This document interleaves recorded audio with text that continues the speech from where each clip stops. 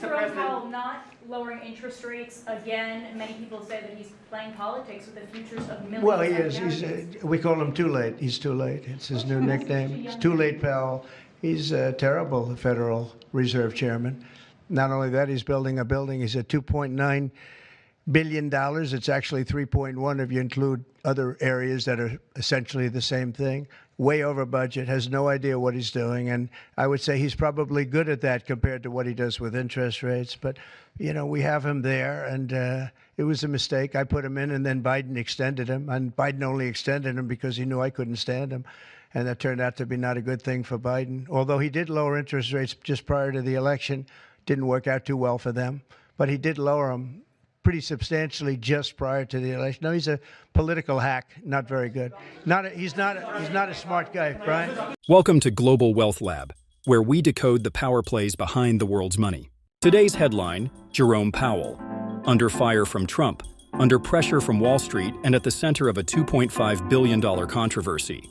Former President Donald Trump is threatening a major lawsuit against Powell over the Federal Reserve's massive renovation project, with a price tag reaching a staggering $2.5 billion.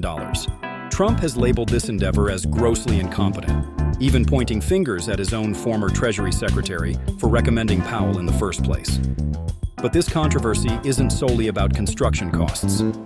Trump is also demanding immediate cuts to interest rates, accusing Powell of being too late to respond to vital economic signals. July saw inflation rise by 2.7%, while Powell stands firm, asserting that the Federal Reserve bases its decisions on data and not on political pressure.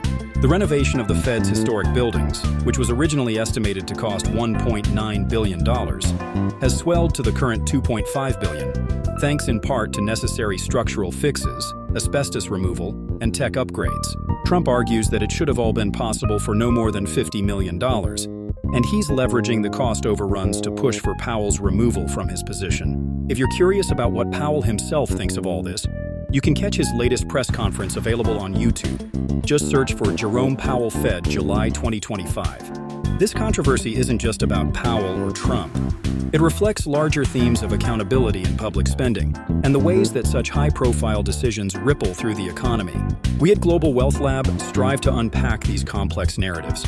Lawsuits, interest rates, and billion-dollar decisions intersect at the junction where money meets influence.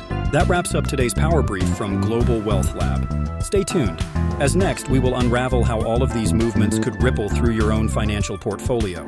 The world of finance is not just numbers, it's a complex web of power and influence.